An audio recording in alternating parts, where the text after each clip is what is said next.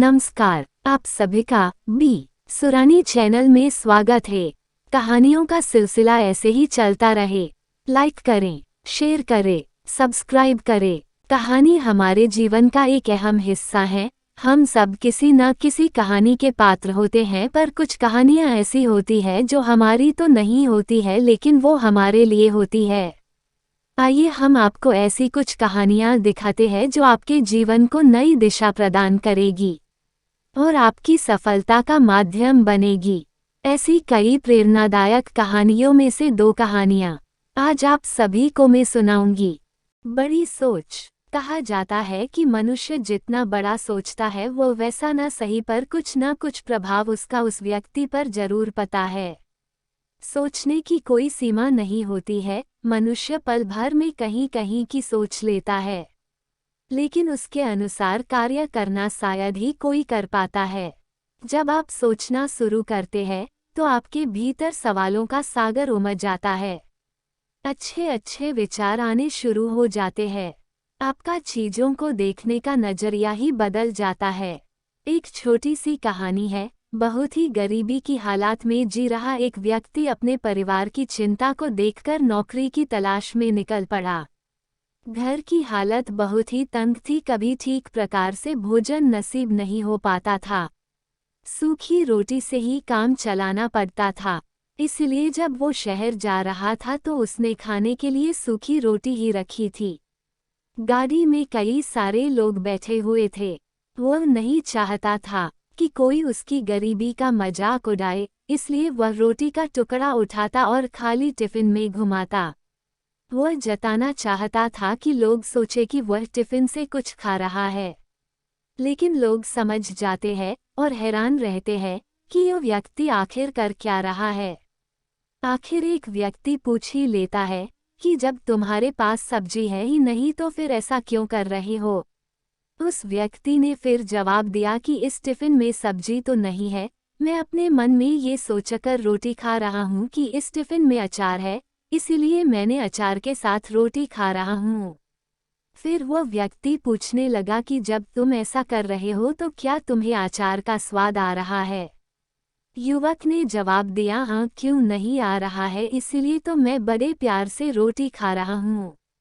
इतना कहते दूसरा व्यक्ति ने पूछा, अगर सोच के ही खाना था तो मटर पनीर सोच के खा लेते, उसमें क्या खर्चा आता है। सोचने में कोई झिझक नहीं होनी चाहिए। जितना ज्यादा सोचोगे उतना ही अधिक ज्ञान प्राप्त होगा।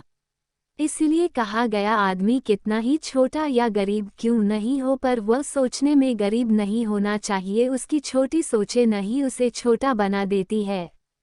आदमी कभी छोटा नहीं होता, उसकी सोचें ही उसे छोटा बनाती है। दूसरी कहानी सुनने से पहले कहानी को लाइक करें, शेयर करें और चैनल को सब्सक्राइब करें। आइए कहानी दूसरी सुनाती हूँ।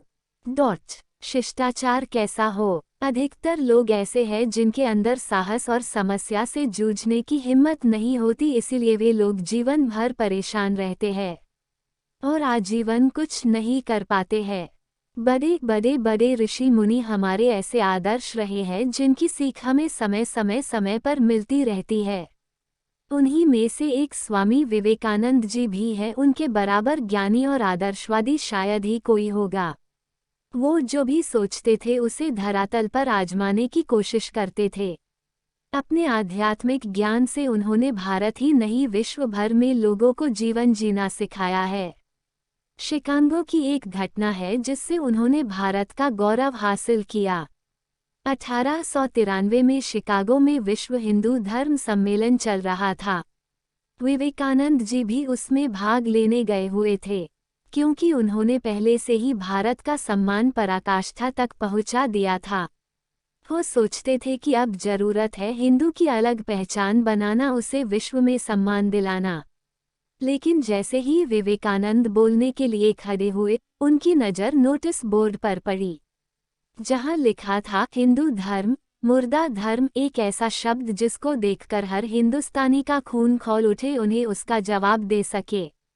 लेकिन विवेकानंद ने ऐसा नहीं किया, क्योंकि वह तो बोलने के लिए गए हुए थे। लेकिन कहते हैं न कि जो तलवार न कर सके वो काफिला मुख से निकले शब्द करते हैं, क्योंकि शब्दों में वो ताकत है जो शक्तिशाली रियासत को भी मिटा सकती है। विवेकानंद जैसे ही स्टेज पर पहुंचे उन्होंने कहा, अमेरिका भाई बहनों को मेरा प्रणाम। इस शब्दों को सुनकर जनता ने तालियों से उनका स्वागत किया। जहां हर कोई भारत के शिष्टाचार संस्कृति को मान्यता न देकर उपहास करते थे, वहीं विवेकानंद ने विदेशी धरती पर जाकर उसके गुणों को बिखेरते रहे। ताज्जुब की बात ये थी कि लोग उन्हें बड़ी गौर से सुन रहे थे। समय कब व्यतीत हुआ पता ही नहीं चला, लेकिन तभी अध्यक्ष कार्डिनल गिब्बन्स उनसे अनुरोध किया कि आप थोड़ी देर और बोलिए। लेकिन जो तब विवेकानंद जी बोला उसने सबकी आंखें खोल दी कि भारतीय संस्कृति की उपयोगिता क्या है। लोग उसे मानने के लिए आतुर हुए और भारतीय शास्त्रों को खंगालने लगे। उस सम्मेलन ने अमेरिका में भारतीय संस्कृति की धूम मचाने लगे। लोग विवेकानंद जी से मिलने के लिए आतुर हुए जा रहे थे और हजारों लोग उनके शिष्य बन गए। अपनी सूझबूझ और व्याख्यान से उन्होंने ये सिद्ध कर दिया कि भारतीय संस्कृति की बात ही कुछ और है। जो उसमें तपा है उसने संसार को तपाया है, जिसमें कई धर्म, संस्कृति, सभ्यता, आदर्श, रंग रूप, वेशभूषा समाई हुई है, जो सभी जीवों पर दया करना सिखाती है, जो इस धरती को माँ का स्वरूप मानती है। इस प्रकार उन्होंने सिद्ध करवाया कि जिसका समाज उपहास कर रहा है दरअसल वही श्रेष्ठ है। आप सभी ने कहानी सुनी इसलिए धन्यवाद। नई कहानी सुनने के लिए चैनल को लाइक करें, शेयर करें, सब्सक्राइब करें। धन्यवाद।